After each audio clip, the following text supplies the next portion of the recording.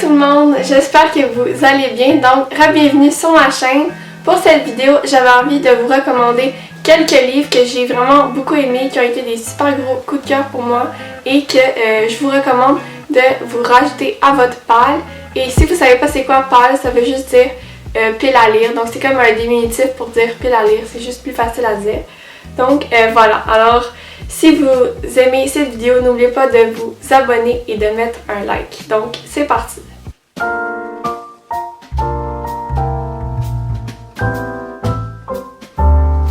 Donc, le premier livre que je vous recommande d'ajouter à votre pile à lire, c'est le livre À 5 pieds de toi par Rachel Lippincott. Donc, c'est trois auteurs dans ce roman, mais c'est super rare qu'il y ait un livre avec trois auteurs. Mais je vous jure, ce livre est tellement bon. Donc, dans le fond, dans ce roman, on suit l'histoire d'Estella, qui est une jeune femme de 17 ans. Et vraiment, depuis qu'elle est petite, elle est tout le temps à l'hôpital parce qu'elle a une maladie que, dans le fond, elle ne peut pas vraiment toucher les autres personnes comme si on a la même maladie qu'elle. C'est la fibrose kystique. Et je trouve que c'est vraiment intéressant qu'on parle de cette maladie dans ce livre parce que c'est très rare que le sujet du cancer et tout ça c'est abordé dans les livres, donc j'ai vraiment trouvé ça intéressant. Et en plus, c'est une romance. Moi, j'avais super aimé et je veux vraiment, c'est sûr que je veux le relire parce que j'avais trop aimé. Alors, si vous voulez vraiment lire un livre émotif, je vous conseille celui-là parce que j'ai déjà versé quelques larmes. Donc, le deuxième livre que je vous recommande de lire, c'est le livre Love and Other Words de Christina Lauren, qui est vraiment dans le fond, c'est deux autrices, c'est Christina et l'autre autrice s'appelle Lauren, je pense, et ils ont décidé d'écrire leur nom comme ça dans leur livre. Dans ce roman, on suit l'histoire de Massy qui, dans le fond, quand elle était jeune, elle était amie avec un garçon qui s'appelle Elliot. C'était vraiment comme son ami studieux et tout ça. Donc, il l'aidait comme à l'école parce que, dans le fond, aussi, il l'aidait comme... C'était vraiment comme son meilleur ami parce que, dans le fond, quand elle était jeune, sa mère était morte.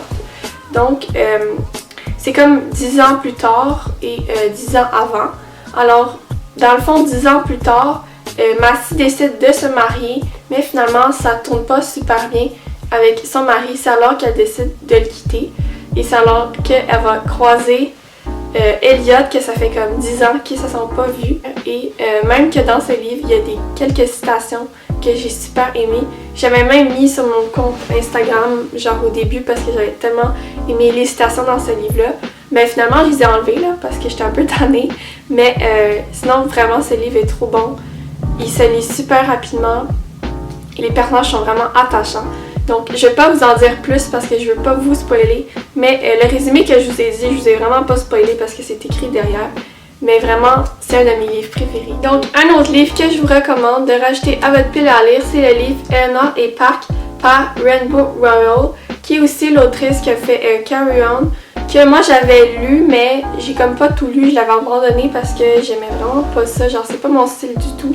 Mais peut-être que je vais essayer de le relire parce que je veux vraiment essayer d'aimer ça, là, genre le fantastique puis tout ça. Donc, je vais peut-être essayer de le relire. Le résumé de ce roman est que, dans le fond, le personnage principal de Eleanor va déménager et va s'installer dans son nouveau quartier. C'est alors que là, elle va aller dans une nouvelle école et c'est vraiment comme... Tout le monde trouve que c'est vraiment comme une fille super timide. C'est là que, quand elle va aller en autobus pour revenir chez elle, elle va faire la rencontre de Park qui va s'asseoir juste à côté d'elle et ils vont vraiment commencer à se parler et ils ont vraiment commencé à avoir beaucoup de points en commun, comme par exemple genre ils ont les mêmes styles de musique, mais je trouve ça vraiment cool que ce livre se passe dans les années 80 parce que personnellement j'aime vraiment beaucoup ces années. J'aimerais ça trop vivre les années 80, genre juste le style, le maquillage et les musiques et tout ça. Fait que je trouve ça vraiment cool qu'ils ont mis cette époque-là dans ce livre parce que ça met vraiment une ambiance. Je pense que c'est vraiment un classique de la littérature comme adolescente, comme young adulte. Alors c'est vraiment un must à lire. Un autre livre que je vous recommande, c'est le livre Falling Again de Morgane Moncombe. Je pense que tout le monde connaît cette autrice, elle écrit tellement des bons livres. Moi j'avais lu le livre En équilibre que j'avais tellement aimé. Genre j'y repense encore, je pense que je vais le relire, c'était juste trop bon. Mais bref, dans ce roman, on suit les personnages de Aaron et de Fleur. Et lorsque Aaron il était vraiment jeune, quand il avait à peu près 5 ans, il s'est noyé et là Fleur elle l'a sauvé. Donc là ça fait qu'ils ont vraiment commencé à devenir amis et ils se sont vraiment approchés. Mais là 16 ans plus tard, il est arrivé quelque chose qui a fait qu'ils ne se parlaient plus. Donc c'est ça, 16 ans plus tard, ils se sont recroisés et Fleur est devenue une écrivaine et de son côté Aaron il est devenu un professionnel en jeux vidéo. Donc vraiment, les deux étaient vraiment comme, faisaient chacun leur vie, mais ils vont se rencontrer et il va y avoir un gros élément déclencheur que je m'attendais pas. Donc vraiment, ce livre, je vous recommande.